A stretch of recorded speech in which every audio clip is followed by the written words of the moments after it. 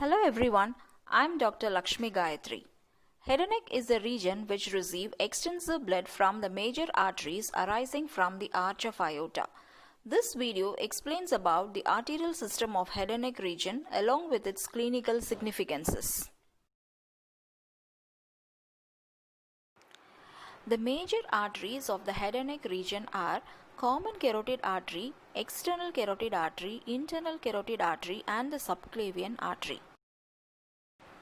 Let's start with the branching pattern of the arch of aorta. The arch of aorta gives off three major arteries, namely brachiocephalic artery, left common carotid artery and the left subclavian artery.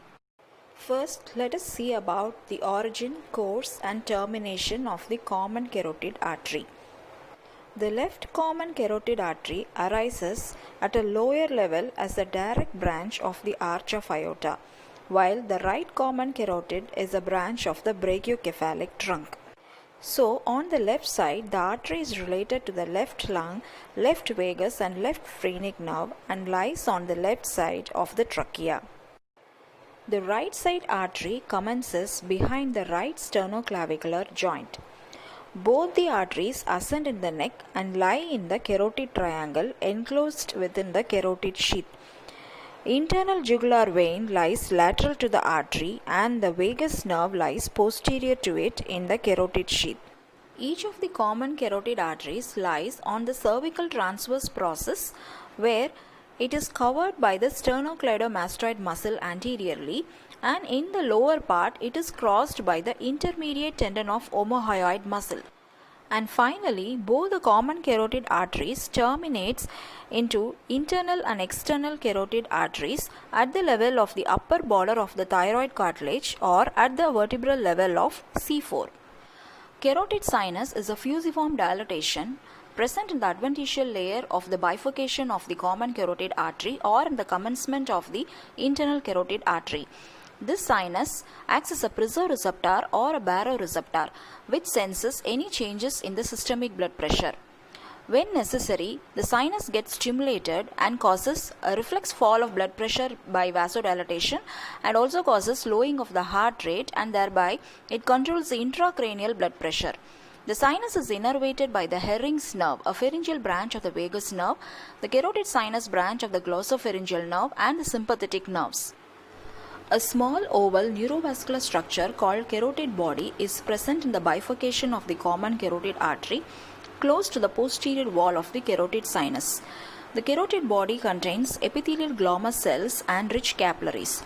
It acts as a peripheral chemoreceptor which helps in monitoring the oxygen tension within the artery.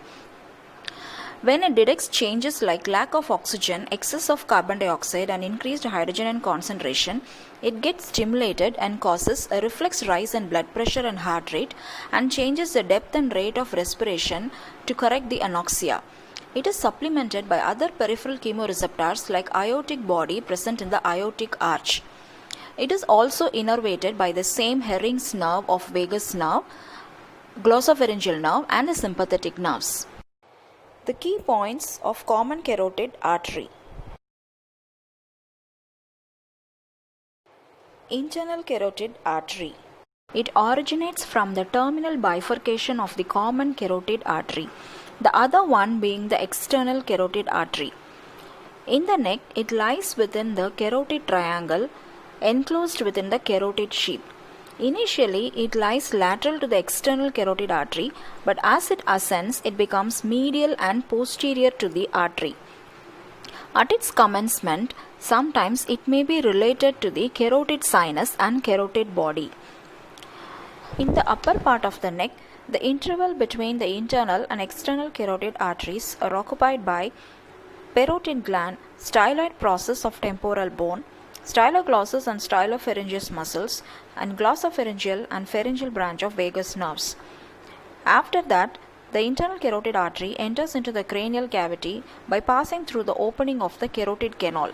In the neck, the common and internal carotid arteries do not give any branches. Intracranially, the internal carotid artery undergoes a twisted course having around 6 bends. These are produced to lessen the pulsating force of the arterial systolic blood pressure applied on the delicate cerebral tissues. It is related to the floor and roof of the cavernous sinus, and once it reaches lateral to the optic chiasma, it ends by dividing into anterior and middle cerebral arteries. The branches of the internal carotid artery are the ophthalmic artery, which supplies the orbital contents, the anterior cerebral artery giving the blood supply to the medial and superolateral surface of the cerebral hemisphere, while the middle cerebral artery, also called the artery of cerebral hemorrhage, supplying the internal capsule and the lateral surface of the cerebral cortex.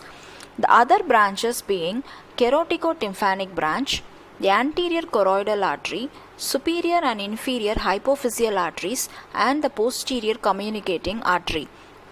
It also takes part in the arterial circle of Willis to anastomose the carotid and the vertebral system of arteries, which will be the main blood supply for the brain. Next, we'll talk about the external carotid artery, which provides the most extensive blood supply to the neck region through its branches. As already discussed, it arises from the common carotid artery. Its location, course, relations in the carotid triangle within the carotid sheath are all the same as common carotid artery. In the carotid triangle, it undergoes a curved course so that it lies anteromedial to the internal carotid artery at its origin and then becomes lateral to it. In the upper part of the neck, deep to the posterior belly of digastric muscle and stylohyoid muscle, it enters into the parotid gland. Within the substance of the parotid gland behind the neck of the mandible, it terminates into maxillary artery and superficial temporal artery. Along its course, it gives 8 branches. The ascending pharyngeal artery being its medial branch, the superior thyroid, lingual and facial artery are its anterior branches. The occipital artery and the posterior auricular artery are its posterior branches, while its terminal branches are the maxillary artery and the superficial temporal artery. Almost all the structures of the neck like pharynx, soft palate, tympanic cavity, auricle, auditory tube, glands like thyroid gland, submandibular gland, parotid gland are all supplied by the branches of the external carotid artery. The artery of the tongue is the lingual artery, while that of the face is the facial artery.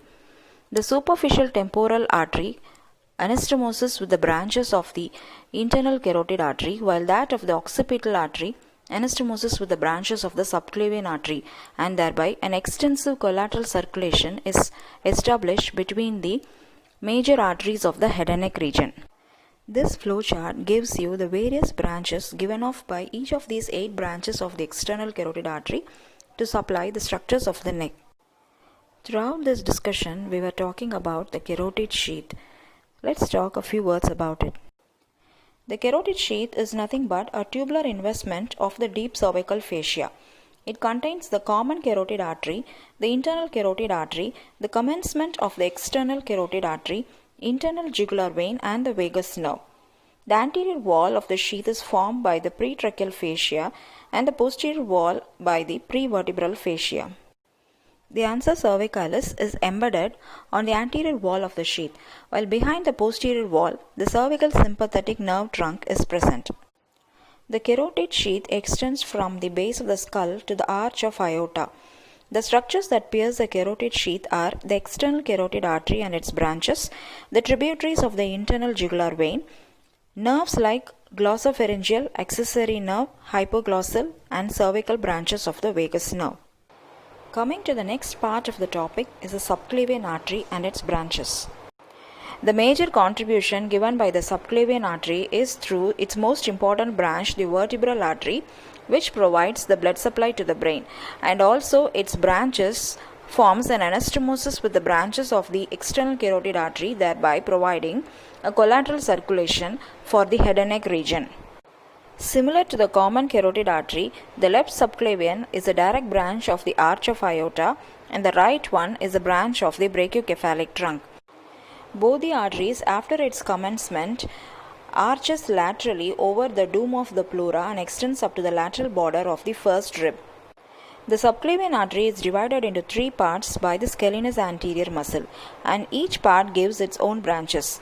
The branches of the first part is the vertebral artery, the thyrocervical trunk, and the internal thoracic artery or the internal mammary artery, while the second part gives the costocervical trunk.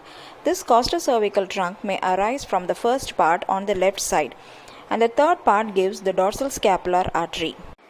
This flow chart shows the branching pattern of the subclavian artery. The inferior thyroid artery given off by the thyrocervical trunk is the major blood supply for the thyroid gland.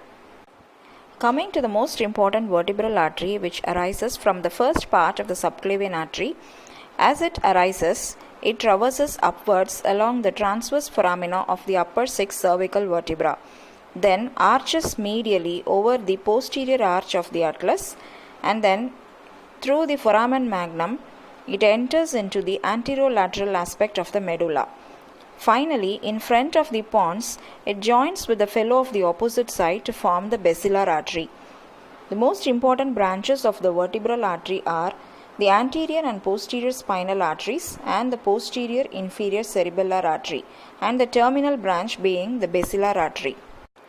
The blood supply to the brain is least compromised because of the extensive anastomosis between the vertebral arterial system and the carotid arterial system through the formation of the circle of Willis in the base of the brain.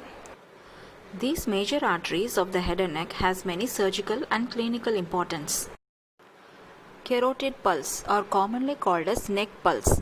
The common carotid artery pulsations can be easily felt deep to the anterior border of the sternocleidomastoid muscle, about 4 cm above the sternoclavicular joint. It is routinely checked during cardiopulmonary resuscitation. Absence of this carotid pulse indicates cardiac arrest. Surgical approach to the carotid system of arteries may be done through the carotid triangle. It also provides access to the internal jugular vein, vagus nerve, hypoglossal nerve, and the cervical sympathetic trunk. Any damage or compression created to the vagus nerve or its branch recurrent laryngeal nerve will cause alteration in the voice, since they supply the laryngeal muscles. Hence, carotid triangle approach may sometimes paves for this danger. In people with various types of vascular diseases, triggering factors like tight neck collars, prolonged standing, meals, or after straining will cause profound bradycardia and hypotension, leading to the fainting attack or the syncope. This is because of the stimulation of the carotid sinus, which sends the impulses through the afferent vagus and the glossopharyngeal nerve and activates the parasympathetic innervation, leading to the hypotension and slowing of the heart rate. Such condition is called as carotid sinus hypersensitivity.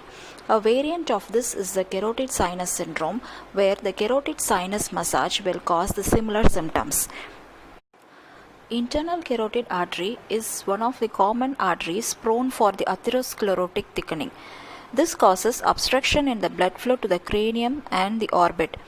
If it is a partial occlusion, it may cause transient ischemic attack, leading to the sudden focal loss of neurological function if it lasts for 24 hours.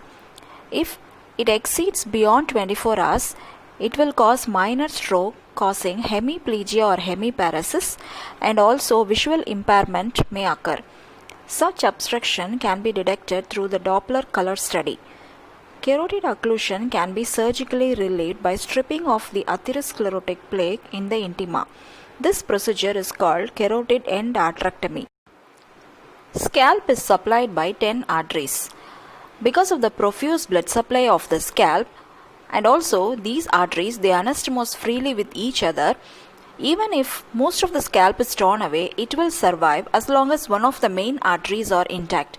For the same reason, minimal or no debridement is required in scalp wounds. Superficial temporal artery and facial arteries are termed as anesthetist arteries. Superficial temporal is palpated in front of the ear, and the facial artery is palpated at the anterior-inferior angle of the masseter in the lower border of the mandible by the anesthetist. Because the anesthetist being at the head of the operating table, it is convenient for them to see the pulse of these arteries. Hence, they are the anesthetist arteries. The right subclavian artery is grafted end to side into the right pulmonary artery to short circuit the pulmonary stenosis of the tetralogy of Fallot. This operation is called as Blalock's operation. Occasionally, the right subclavian artery may arise directly from the aortic arch.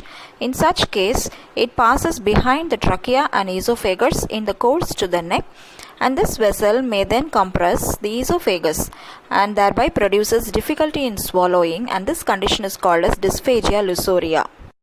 What is subclavian steal syndrome?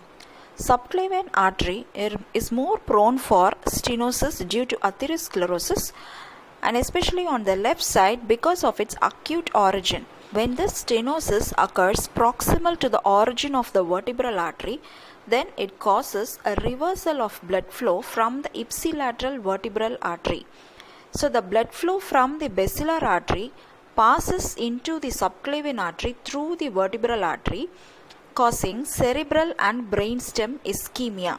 When there is decreased blood flow through the vertebral artery, it steals more blood from the carotid through the circle of Willis and the basilar circulation and diverts it into the subclavian artery, causing vertebrobasilar insufficiency leading to stroke. This condition can be treated by carotid subclavian bypass surgery. Thank you all. Please look into the MCQs which may be useful for you.